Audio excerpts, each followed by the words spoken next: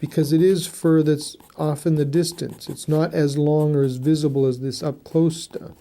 I will start using my lead holders soon, especially when I get into the darker fur. I can put the eye where it belongs, and in this case, these bands are what I'm interested in. It's a lot easier to draw when I have no consequences.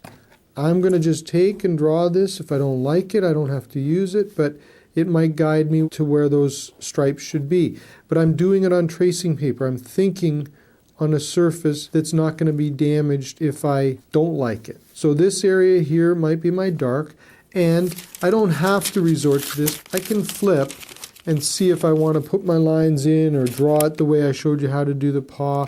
Just putting lines in won't be that much of a problem. In these dark areas, I may as well commit to a little bit of dark to let myself know where I am and to test out a few things. So I might do some small marks in there, not trying to cover the whole thing, but it's not going to hurt to switch around if I'm not sure if I want to go dark. I might be just trying to figure out the value I need in this area and need to put the darks amongst it to figure if I've got that value established or if it's light or dark enough. I might want to hide that line that existed when we did our background a little bit, so I'll break it up with little strokes with the pencil.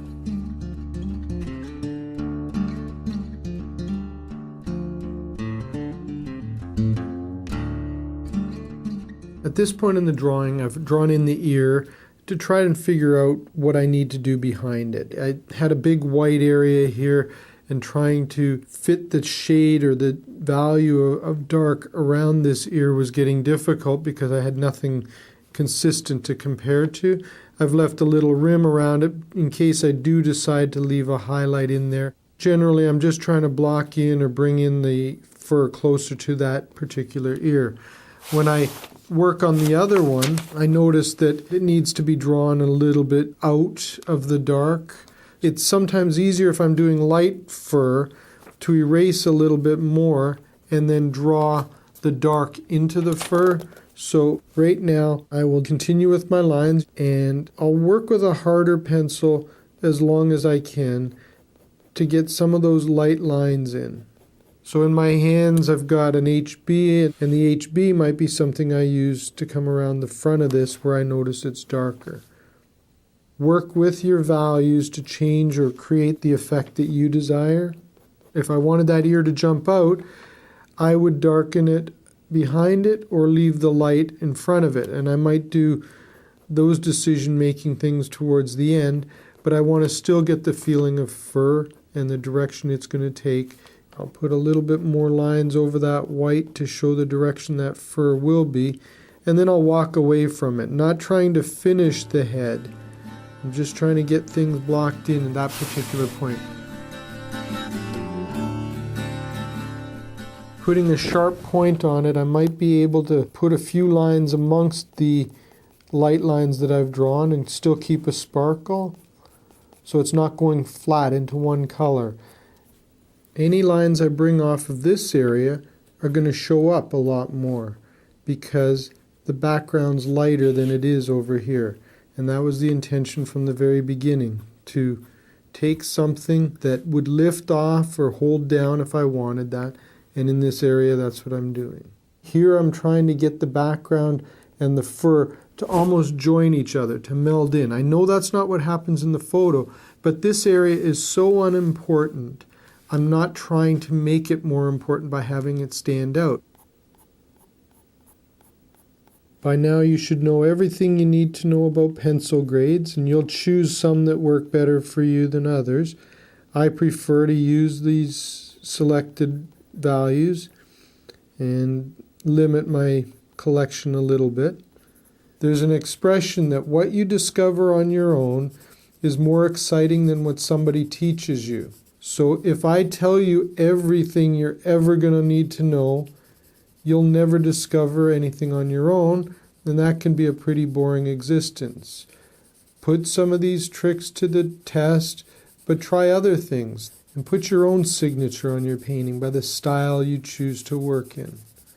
I really hope you pick up your pencil, draw, experiment, and take away from this workshop something that you can apply to other areas of your life. Whether you're using a brush, just remember that painting is drawing in color.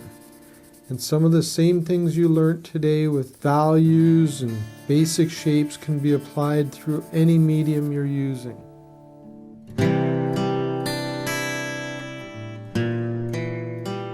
As I'm working on the nose here, what I find easier to work with is a circular motion. The fur on the nose is short. I could stipple a little bit of a dot pattern. I'm trying to make a transition. Sometimes fur gets so short, instead of long lines like this, it's easier to do the dots as if it's standing up on end. If I show you this pencil, think of it as a piece of fur or two hairs side by side. As it comes straighter up, you just see the ends of the points, and that's what you see with fur that's really short. In the nose, it's not just short hair. It actually may be the texture. If you think of your cat or your dog in the house, take a look at the nose and see that there is pores. It's like our skin almost, but not a little softer. There is a fur coating to some of these, but in other cases they're not. So changing your stroke to show a different texture is not the worst thing. When I get to its claws, that will be a little different also. Beak of a bird might be different, but in fur, I'm just trying to get the straight lines to differentiate from the nose, which I'm using a circular motion. I'm going around this face now and just blocking in the same way I did when I started the back to start putting in some of the harder lines. I was using up until now a 6H. I'm working with an H here because I want this shadow side to be a little darker. Right where my pencil is, here is where I'm working here. And by putting these in a little less light tone, it's easier to remember where I am, and what I'm trying to say here is reflected light is hitting the edge of this cheek. If I want to put things on layers, overlapping, I have to darken this, but I can't darken this area too much or it won't show up against the dark underneath. If I keep darkening this, I can darken this a little bit more and build the layers on top of that. Still have a little bit more dark to put in here, but I'll switch to an HB to do that. Sometimes the reference, as nice as you can get it, it's still deficient in some areas. So in here, the technique is almost scumbling. It's faking in detail because nobody's going to care what's in that shadow.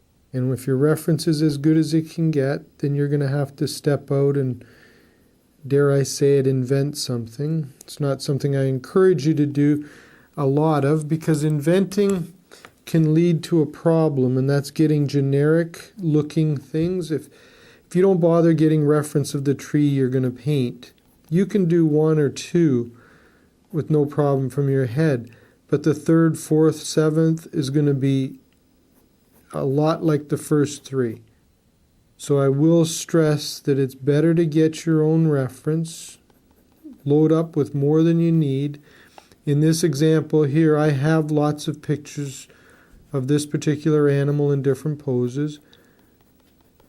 So I could figure out the detail on that nose if I really wanted to show you it. But right now I'm just drawing so you get an idea of how to continue. And again, I'm trying to leave you with the tools in your toolbox that will make your drawing experience a lot easier. If I take that